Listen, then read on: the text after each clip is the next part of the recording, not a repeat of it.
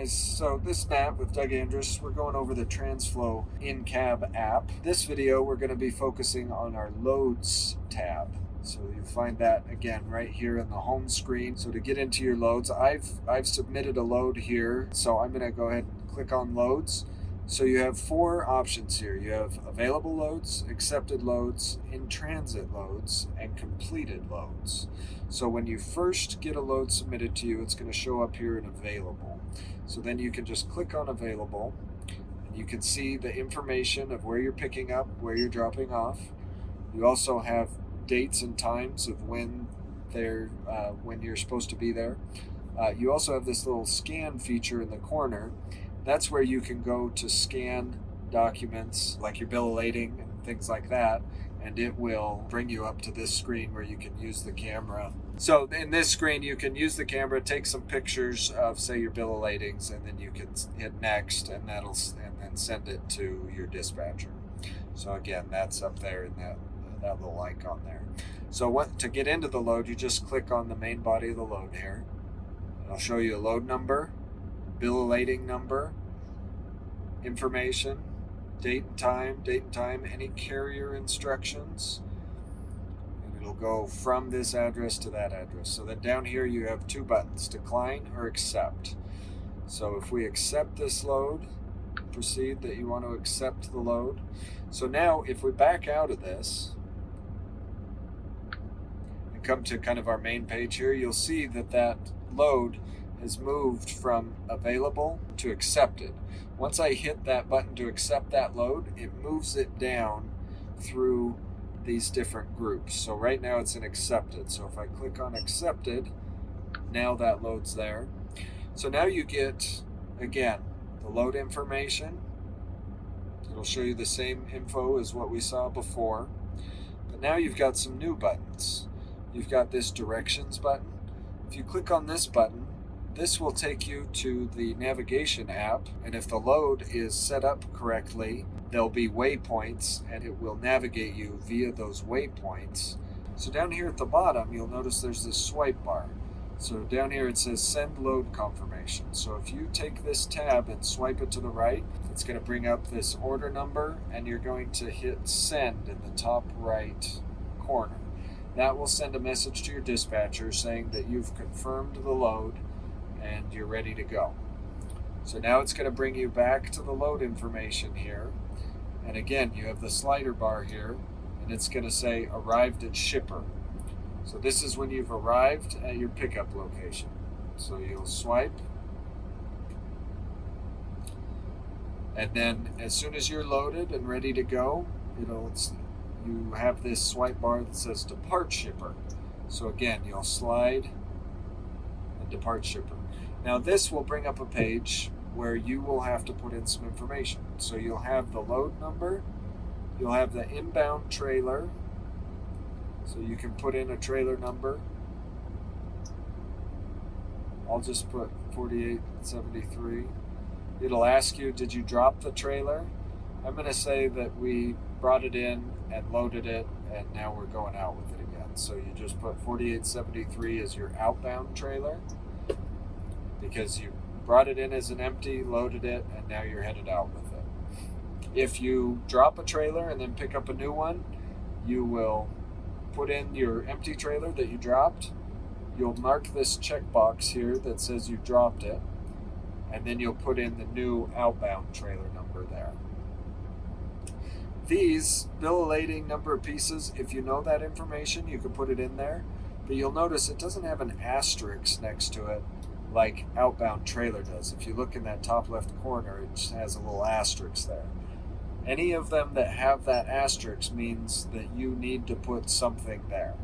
The rest of these, it's just if you have the information, you can put it in. Then it'll ask you if you loaded it as a driver. Most of the time that's not correct. Next stop on time. So it's asking if you think you can make the next part of your load on time. Then it asks you for a fuel level. So over here on the right hand side, there's a little down arrow. Click on that. It brings up a field 1 through 8. So these are eighths of a tank that we're measuring. So if you have half a tank, it's 4/8. If you have a full tank, 8/8. So you put that in there, then you can collapse the keyboard again with that down arrow. Look and make sure you've got everything that is required, and then you'll click the top right send button.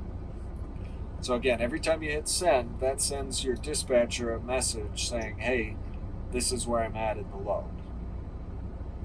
So now the next step, again, you're going to come back here to the main information page of the load. And again, the slider bar is going to show up, but this time it's going to say arrived at consignee. So this is when you've arrived at the receiver. So when you get there, when you pull in, swipe saying you've arrived. And then the last swipe is going to be this empty call. So that's when you're all the way unloaded and you're ready to leave the facility, the receiver. So you swipe there, and then you're going to get another page that's going to come up, and it's going to ask for these numbers. So trailer number is 4873. Let's say that we live unloaded that, and then we took the trailer out with us. So we're going to put that same trailer number in there. It'll ask for an odometer reading. I'm just going to put in the odometer right now. And that's what it's asking for, what your odometer is as you're leaving. Did you unload the trailer? Generally, no. Bill of lading signed. Check that. Yes, it was signed. Overshort and damaged. On most loads, no overshort and damaged. If you do have it, though, you check that, and then you can just put in why it was overshort and damaged. And then again, it'll ask you for the fuel level. So you go over to the right-hand side to that down arrow. Say it's full tank, full tank. You collapse the keyboard. Make sure everything's been filled out. And then top right, hit send again. It'll ask you to tap to scan documents. So you go up here to this scan documents if you want to add bill of lading, things like that, to this load. And then once you're done, you can just back out of the load here. And then if you look, now that load has gone from available down to accepted, in transit, and now it's in completed.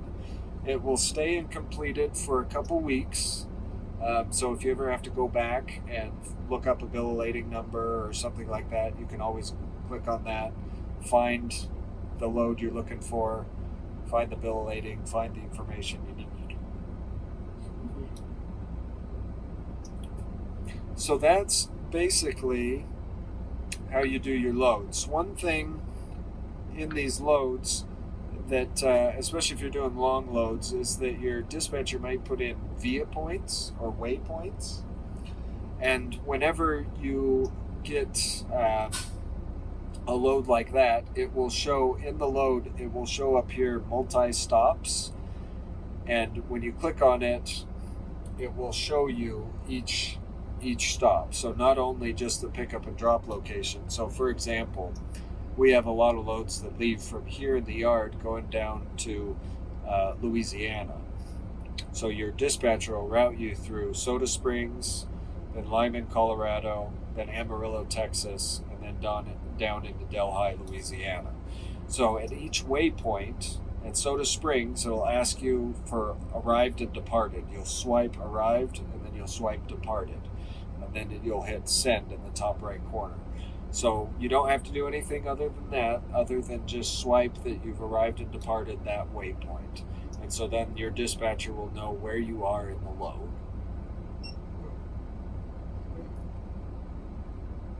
So that's one of the things that we didn't see in this load because there was no waypoints put in this one. But yeah, everyone will work about that way.